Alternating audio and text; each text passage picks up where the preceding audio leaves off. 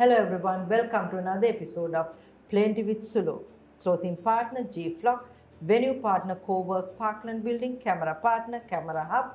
Be tuned to Daily Mirror online.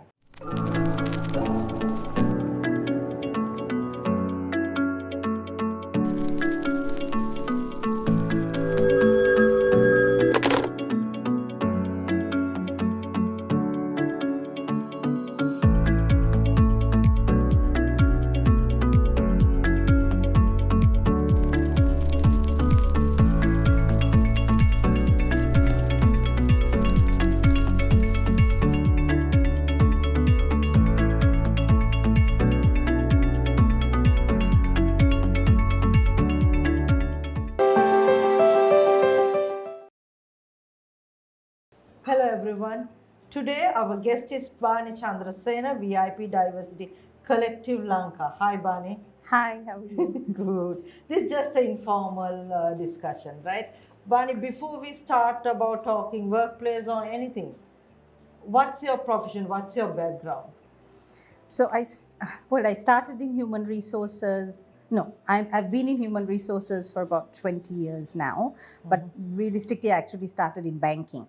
Okay. But in banking also, what I ended up having to do was very much start a new department. So I had to do the recruitment, training, all of that. So they kind of saw strengths there, and that's kind of how I was offered an HR job. That was the time where the world was moving from personnel to HR, to be fair, in the bank. That's the a good question. Actually, I wanted to ask that. But before you, why you were suddenly offered a bank? What was your education background to that? Sure. So I did accounting and tech, IT. Okay. So that's why I came in and thought banking, a management trainee would be a cool thing. My parents thought it was cool. Because finance and HR never goes together. Exactly. But then when I got this opportunity to set up a department, hire the people, train the people, all of that, and then ANZ Grindis Bank at that point was starting the whole HR journey. My boss at that particular time, who was also a senior person who was a management trainee who had got into human resources, said, you know what, we've been practicing even though we didn't call it HR is exactly that. We figured out how to recruit people, how to train them, and we made a success of the department. So then I said, okay, I'll try it. That's kind of how I started in HR. So I was in the banking sector for a while. Then I realized I enjoyed it because I like to get things done. I think I like to work with people also. But I got a little bored after a while because I wanted to work with the different kinds of people. In other words, banking to me was white collar. Yeah. So I got into manufacturing because I wanted to get into the blue collar. So I was in manufacturing, then apparel, and then I got an opportunity to go into consulting, so the knowledge worker industry. So I thought, okay, that's the next piece. Got in there, and then I was going back and forth with a few companies, and then I got an opportunity at Millennium IT. And that was tech and knowledge. So I thought, oh, perfect. It kind of connects with my degree many, many, many moons ago. And that's how I ended up in human resources. Okay. So you said personal management was shifting time to HR management. Are we really doing HR, or still that only the name has changed? In my opinion, not. There could be some companies who are still doing personnel. So personnel is basically tracking your employees. That's all it is. So human resources is taking that employee and making them a human capital asset, developing them, giving them self-confidence, making them stronger in their decision-making, pushing them into leadership. In other words, making them more productive and getting more efficiency into a company. I'm going to say all the companies I've been in, it's been human resources. But I think it's, I hate this comment when they say I'm in human resources and I like to work with people and that's why you're in human resources, because it's a lot more than that. That is. Yes, you have to be able to engage with people, but you have to have hard conversations with people, not just the nice conversations. Yeah. So I'm seeing more and more HR professionals in Sri Lanka right now. But to answer your question, there are some companies that still need a lot of work. And, so So I think it's progress, definitely in the last 10, 15 years. But there's, I think, a lot more to go. Because there's a blame game coming in, right? Okay, when employees are not being paid, it's HR. When discipline is not there, it's HR. When promotion or increments are not there, it's HR. When production goes right, it's not, also HR. So it's not just working with people, right? As you said, it's a productivity also. It is. So actually what human resources really is we shouldn't be seen. We are actually training the leadership of the company to do all these things that you mentioned, because recruitment is actually, it's not me who should be recruiting the people, it's the line manager. Yeah. But helping the line manager make good choices, the right choice, no discrimination, why those things don't help their teamwork and their productivity, then developing the person towards becoming better and better. One other thing you see here is you'd recruit somebody and you want to keep them in your department till they die. Yeah. Multitasking, giving them an opportunity to grow is not there. Yeah, because it makes my life easier. Yeah. So you have to put processes in place in a company that helps the line manager realize, if I develop my person, I'm also going to gain. Because if you don't give them that incentive, obviously I'm going to keep that person because I want to make my life easier. So those are the policies human resources has to put in place so that you change the behavior of the individuals in the company, starting with the management and leadership, so that the general population also changes behavior. So the culture change, I think, is where human resources actually comes into play versus personnel. So from banking, IT, HR, then you have come to diversity. What is actually what you're talking about, this diversity? So 3 years ago, I didn't know it either. So in London Stock Exchange Group, where I am right now, I was in human resources. I was head of HR. There was this opportunity where, well, no, I think I felt I was spending too much time on work, like the story most women go through. I can't see me not working, so I have to work, but I was trying to see whether there was any sort of flexibility. Like most women, I didn't really want to ask. So I actually went to resign.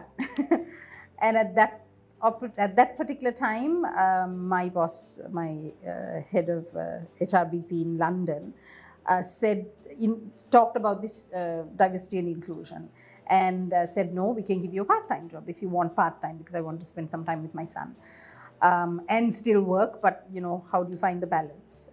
So then I started trying to find out what this diversity and inclusion was, and I got a lot of help from the industry, and what I realized was it is a cultural shift. It is an extension of HR, because you're trying to change the mindset of people in general. It's not a company thing, it's a national thing, it's a world thing. But what we find is we are so busy locked up in your box, in the world you have grown up in, what you have seen. We have become very intolerant and unaccepting of things that are not like me. Yeah. In the tech industry, this conversation became very strong, because what are we doing? Building products, providing services. And the whole idea is, if you're going to build products for people who look like you, you're missing out on a lot of the rest of your consumer base. Yeah. So that's kind of how diversity, inclusion, and innovation comes into play, saying when you're building a product, if you have a good mix of people there, coming up with the idea and how best to come up with the features, the chances are you're going to make it attractive to everybody. Instead of, for example, if it's a group of men, young men who build it, the features they're going to put are going to be similar to what they would like. Yeah. Versus if you have young men, old men, women, millennials, then the chances are the features and the services that are going to come out of that is going to cater to the world. So that's where diversity and inclusion comes in. So in order to do that, for example, you have a project team and you're going to say you're going to make it diverse. So you make sure you get a mix of people. That's easy enough. You can count, you can check their ages, you can check their gender and put them in a group.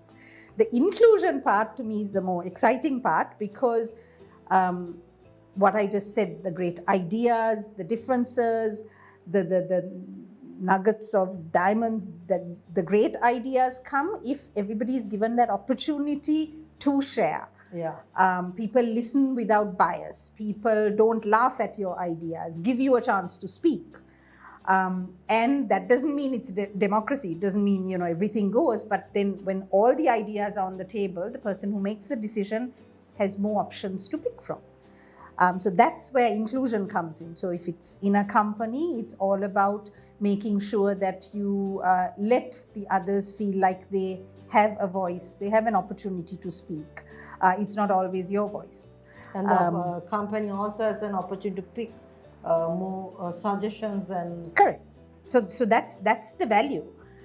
If you let people be themselves, their different crazy ideas will come to the table for you to pick from. And when it comes to when you're thinking of any project, even organizing an event, there could be so many things that can go wrong. If you're only looking at it from one point of view, you're only going to come up with some problems. Versus when you have 3-4 different people who are thinking differently, the things that can go wrong, thinking ahead becomes a lot stronger. So the planning becomes much better. So that's actually the concept. So being inclusive in a company, in a community is really tough because we are all biased. Yeah. We're normal. It's normal. We have our own goals, own agendas, own bias, own attitudes. And to be fair, it's because now if I've grown up in a very strong female community, I don't know men. So that means I'm going to be a little suspicious of men because I don't know them. So that's normal. Having biases, as the theory says, if you have a brain and you've lived, you are biased. Yes. But the trick is to make ourselves a little bit more aware that we are biased. Don't jump into a decision based on the bias. So how to get your assumption valued, how to get it. Don't assume. Exactly. Don't assume. Ask those additional questions before you confirm your assumption or your bias. Sometimes it's correct, but don't assume by what you look like. Right. Now, the diversity, now all these words has come to Sri Lanka. Yes, right? Slowly coming. Slowly coming in, and we are grabbing it and we are talking about it and the forums are built, right? But still, are the workplaces the happiest place on earth? I would say yes, sometimes.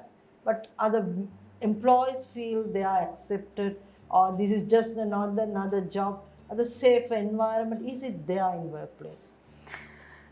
So it is a transition.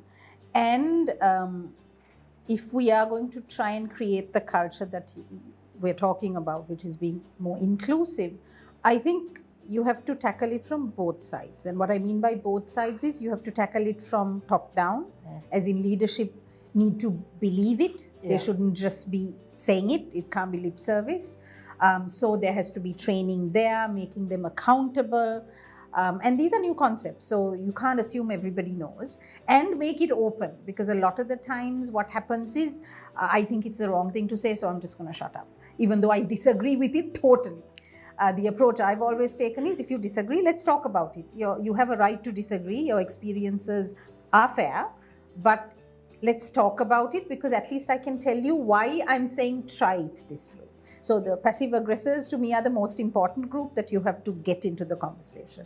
The other half for me that is as important, but equally not one-sided, is the underrepresented group, whether it be women or people with disability or LGBT community or whatever it is.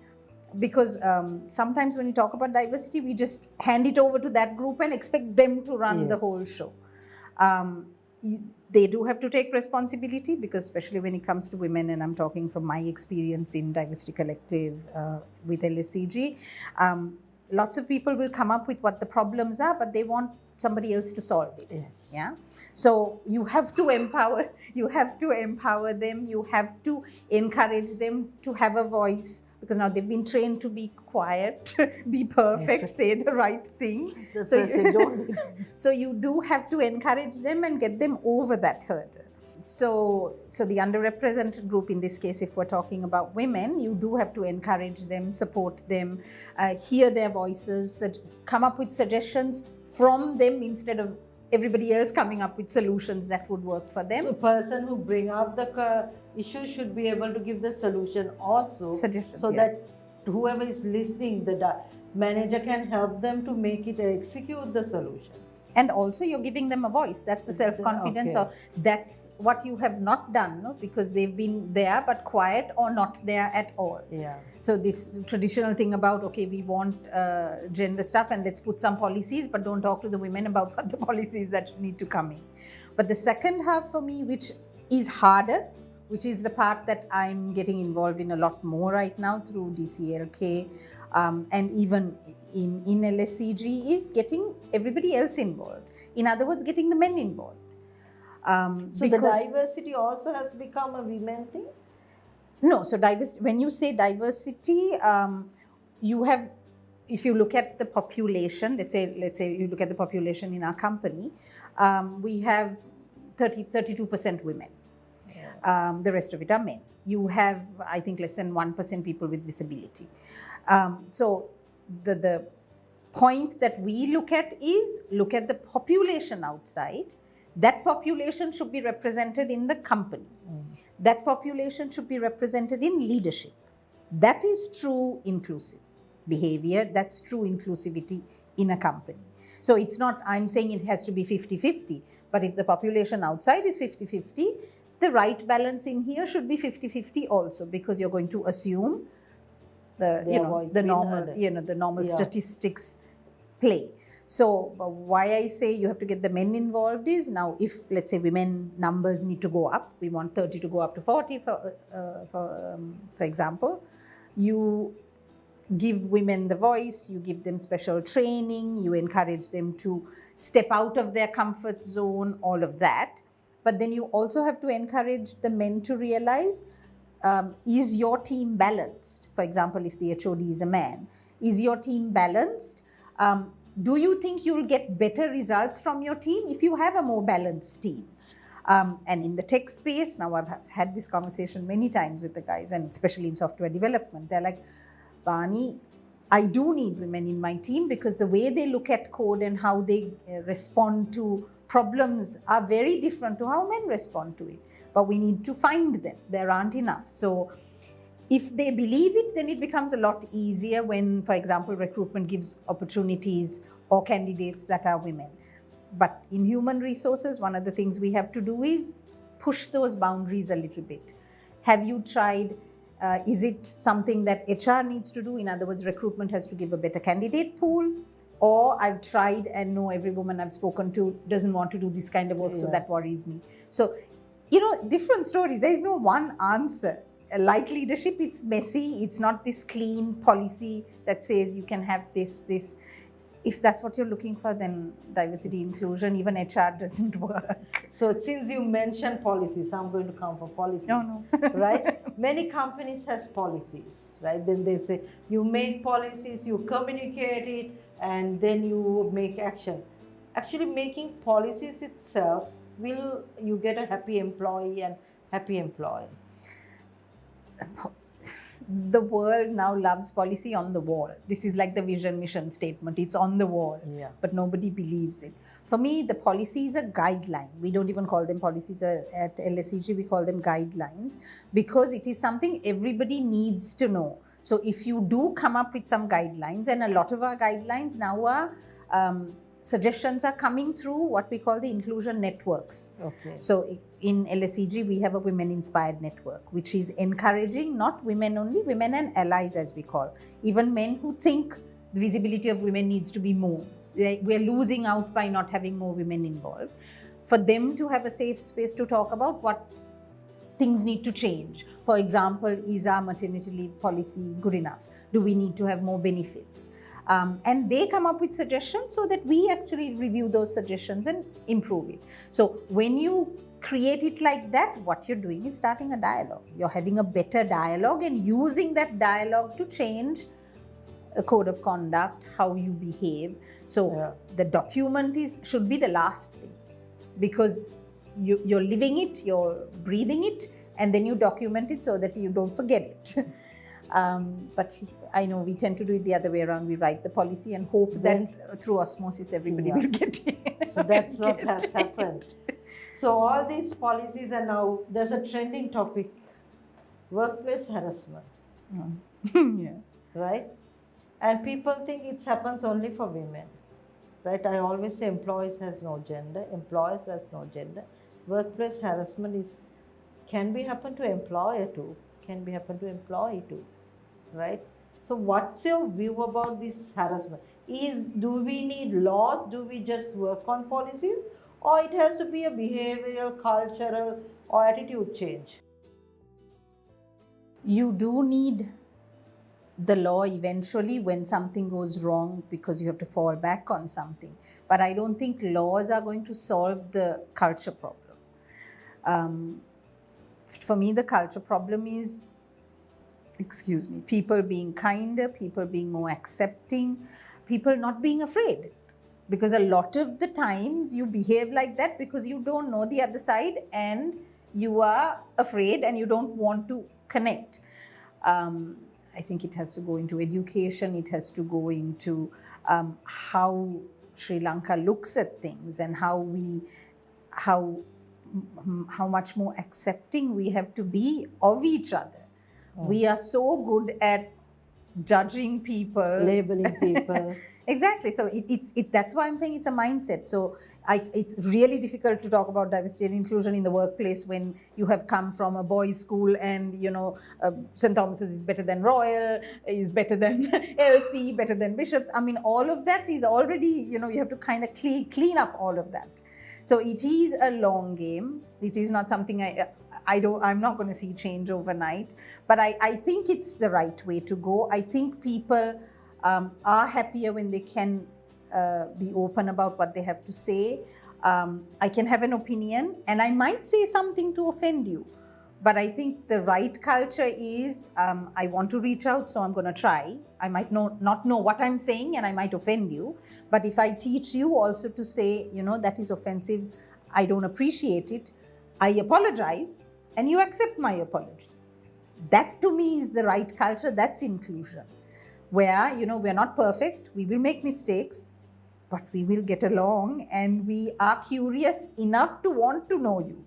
Not like, oh, I don't know, she doesn't look like me, she doesn't think like me, so I don't want to do anything, not to have anything to do with her. Accept and respect matters. Yeah, mutual respect. That matters. So that you're talking about the mental harassment, which a lot of employ. And my question, because you're coming from HR background also, I want to, we complain so much of millennials. But they bring a lot of values which we do not have, which we are speaking about this inclusivity.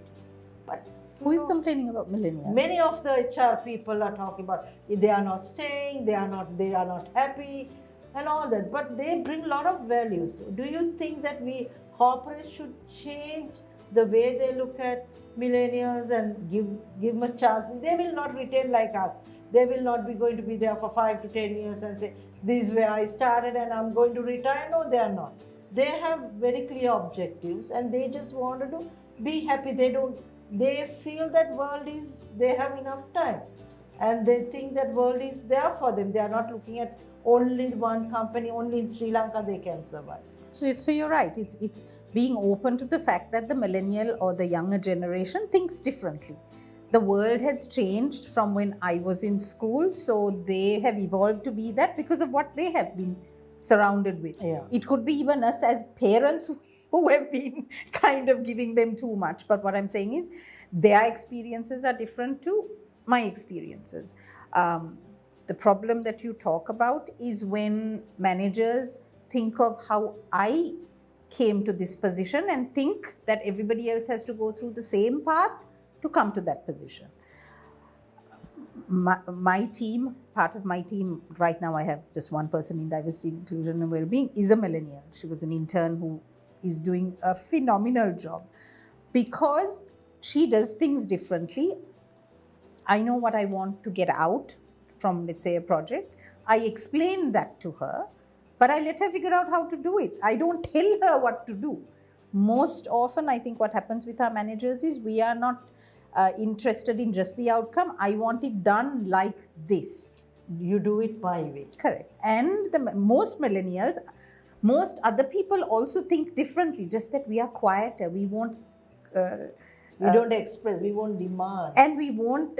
So for back. example, if my manager says, no, do it this way, we were not taught, or we would be a little bit more respectful and work our way more patiently through the process. Millennials are not taught that necessarily. And the downside, you mentioned that they might not stick around for that long. They're a little bit more opinionated, might be seen as a downside. But for me, the upside is they will get to productivity a hell of a lot faster. Yeah. Because they're not waiting to be told how to do things. They will figure it out. They will ask 100 questions. I mean, that's why I like millennials, because I need people to engage. I like conversation. I can't work by myself. But I think you're right in saying it's related to diversity and inclusion, because if you're accepting that people are different and you start from there, what makes them tick? Let me figure out how I get the best out of them by engaging with them that way. You're going to get a hell of a lot more done. You correctly said. My last question. Now you're back into IT also. You speak about skill, you speak about IT knowledge, you wanted more women to be in IT. All this banking, HR, PR, all gone. Now, what is the ultimate? There's a lot of new job roles, designations has come. But if we really look at it, are we doing the same jobs? Or are we actually changing the role? Or actually, is it productive? You can explain that? Okay, so I think well-being, so that's another part of my job, also comes into this whole scenario, especially when you talked about harassment. And what I mean by well-being, I think COVID taught us that. So I think one of the most important aspects, attitudes, competencies that is needed in the future is resilience. Maybe it's tech, maybe it's not, but disruption is there. So when you asked what is the ultimate goal, I think there is no ultimate goal. It's going to continue to change. That's why I'm saying resilience is important, because you can adapt, in other words. Whatever comes, and COVID taught us, we don't know what to expect, what will come. So being able to keep your head on straight when the world is in chaos around you, and be able to find your way through that, I think is the most important skill that you have to, if you have it, great. If not, how do you develop it? How do you nurture it? So in HR, that is what we're trying to do with our employees. And that's why well-being comes into play, because many things can make you uncomfortable, can throw you off your game. I can't structure the whole world so that people will do well in wherever they are. The only thing I can do is help them be stronger, so that whatever comes their way, they know how to cope with it. Now, I think sometimes coping means some need a little bit of time off, some don't. Some need to do it with people, some want to go into their shell by themselves. Giving them the space and helping an employee understand what that difference is, and being able to confidently ask for help, I think is important. So giving the self-confidence, and then being able to almost throw them into different scenarios so that they become a little bit more adaptable, which is what I do with my son. I try to make sure that he doesn't have one simple, easy life. I throw as many curveballs as I can, because I think that's the way you make them more resilient. Resilience matters, and also diversity matters, and also respect and accept matters. Sure. Mutual respect is so important. So, as you said, workplace, wherever you work, if you know how to accept and also think differently, that person is not same as, and give them a chance. And you said before you come to conclusion, think, check, then come. Ask the question. Ask the right questions. Make it not closed questions, just open questions. We tend to make a lot of closed questions. Yeah, because you've already made the assumption. And you want the... So open question matters.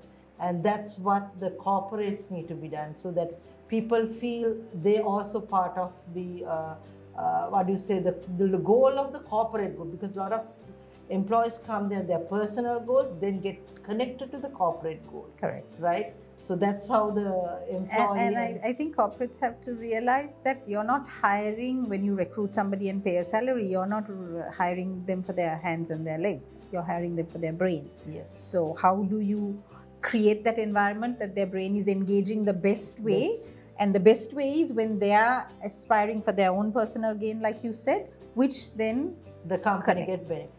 Thank you so much, Bani. I think you really gave us from the personal management to HR management to now the diversity, and then you said, you know, it's more about the culture, being well-being and all that.